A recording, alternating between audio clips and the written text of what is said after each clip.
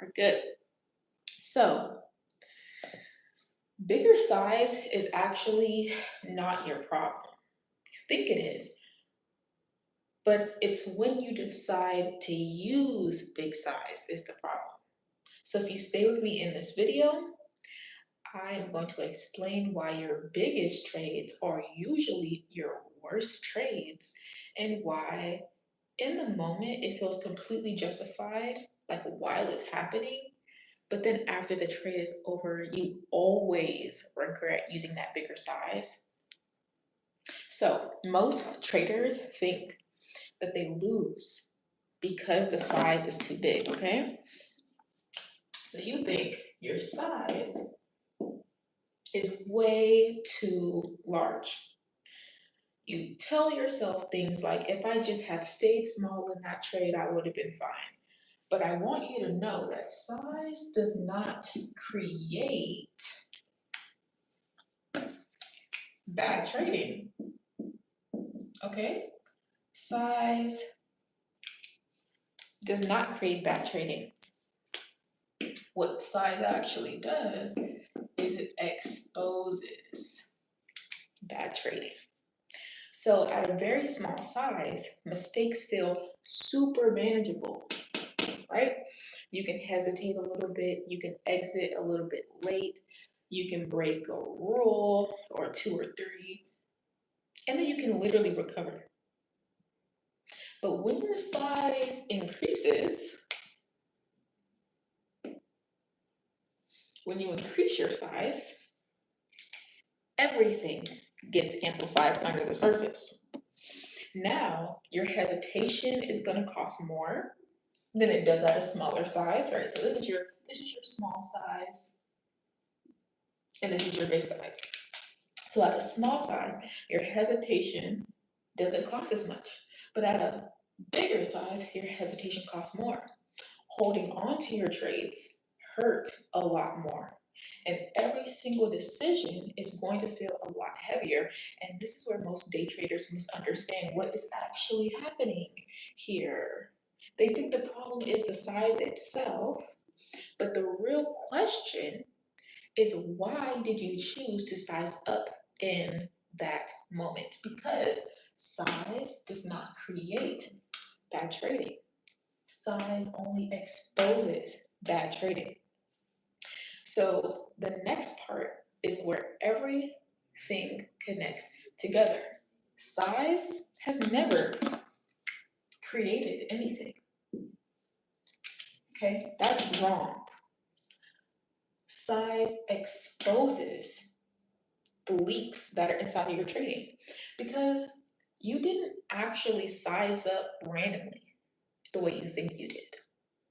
You size up when you feel confident. Because I asked you, why did you size up in that moment? So you can say it's random, but you do it when you feel confident. You do it after a few wins. You do it when you feel like you got a good read on the market. You do it when there's a lot of volatility and things just start to feel like they're clicking or you're making a lot of money. And the confidence that you have feels very earned. Like it feels like I'm seeing the market so clearly and I'm locked into the market. I'm in sync with the market. I should press buy whenever I feel like it. That's exactly what it feels like. But confidence in trading is not always accuracy.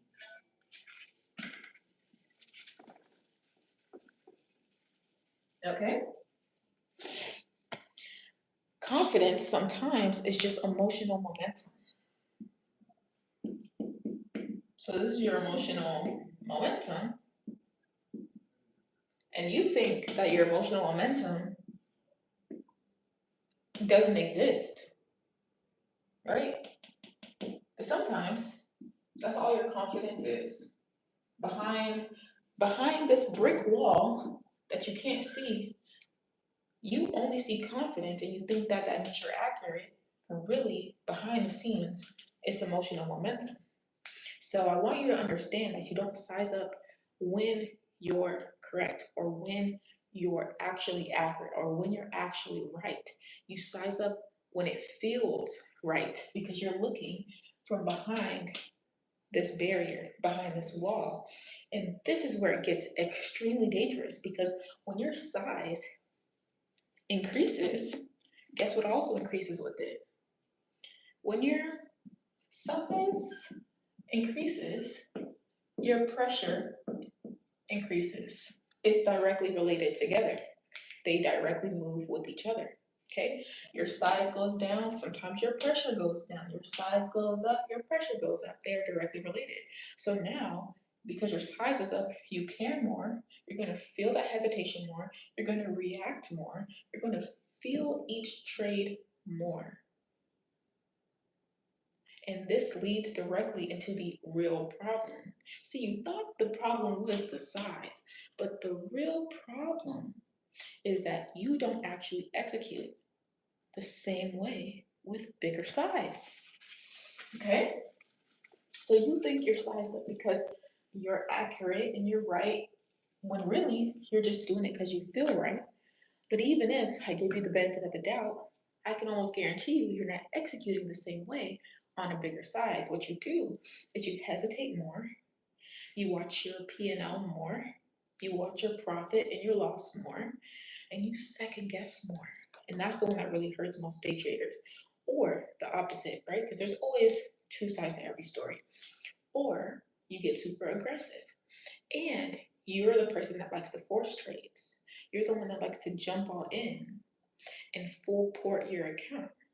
And you hold on to the trade because you need it to work.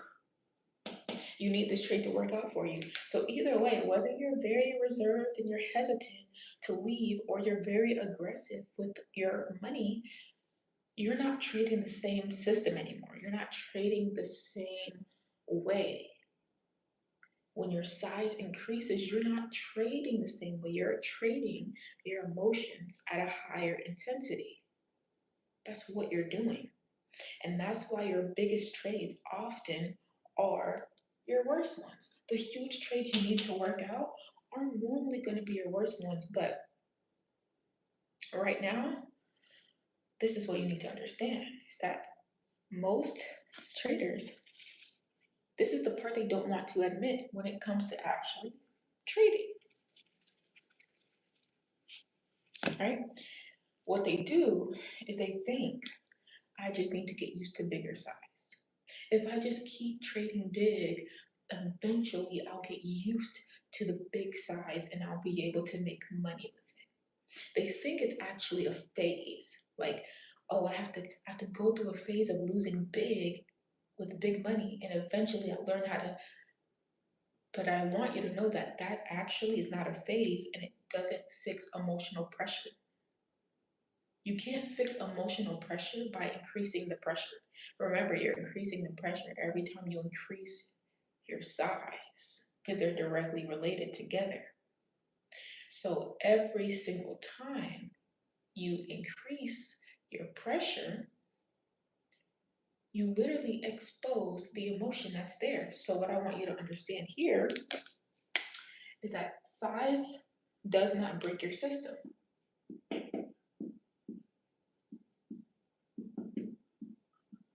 Okay? It doesn't break your system. It reveals what was already not stable. Again, it's just exposing the leaks that are there. That's all it's doing. So here is where you understand, right? Just exposing your system. Here's where you understand what actually works though. Because you don't earn a bigger size through consistency. I mean, you don't gain it through confidence, you gain it through consistency. So you think that you can up your size because you feel confident and it feels right. But what I'm telling you is that you have to earn your size through being consistent with what you have now. If your execution changes when your size changes, you're not ready for more size. It's just that simple. And it's not a bad thing. All it is, it's the same thing like everything else in trading. It's just data, right? We don't take things personal. Things are just data. They just tell us what's going on, and that's what's happening. It's just data. Because your behavior has to stay the same. And once your behavior stays the same, and honestly, most people who are day traders never attempt to make it a point in their journey to just scale up their size as they're confident, not without the confidence, but they do it through consistency. Most people don't do that because you don't think you can. You don't think that you can actually just withstand the size you have now for a small period of time until your account naturally grows and you naturally earn your consistency and your size through consistency. But I'm telling you that you can, because scaling only works through that way. It doesn't work by forcing it. So if this video is clicking for you, this connects directly to the last video I just made, where I broke down why trying to make your losses back creates urgency, and why it's the, like, literally one of the biggest moments traders are going to size up in their trade. We just went through this whole video talking about what sizing up actually means. And so if you haven't seen that video, watch it right after this. So the next time you feel like I should go bigger on this trade, when you hear that in your head and you start to recognize that in your head, you need to say, I'm going to actually pause here, because the feeling that you have when that plays in your head is a moment to question deeply. It's like a moment you need to actually question a lot. It's not a moment to actually play into or to engage into. And it's not because size is bad, okay? Size is not bad. We just went over that. The problem is not the size, okay? Because at the end of the day, when your account grows, you're going to trade with more money naturally. The size is not the problem. Size is not bad. Okay, size is not bad. But what the issue is what's driving the size. Because what drives you to put up your size, what drives you to add size in the moment, is what's determining your results. So in the next video, you'll see it here on the screen. It's also found in the series playlist that is going to be linked in the, well, it's actually going to be in the pinned comments. In the next video, I'm going to break down something that's even more subtle, right? We talked about that wall that you have. You're not looking at the other side of that wall. So we're going to talk about something a little bit more subtle to that. Why some losses hit you harder than others, and how that actually affects your next trade. So you think all trades are actually equal, and they're not. And that could be part of the issue, because this is where it actually starts to compound even more, where your results start to compound. So if this video really helped you, make sure to subscribe to the channel and go watch that next video. It's here linked on the screen. This whole series is designed to fix this step by step, so your execution can literally hold up any size as it grows over time. And I'll see you in that next video.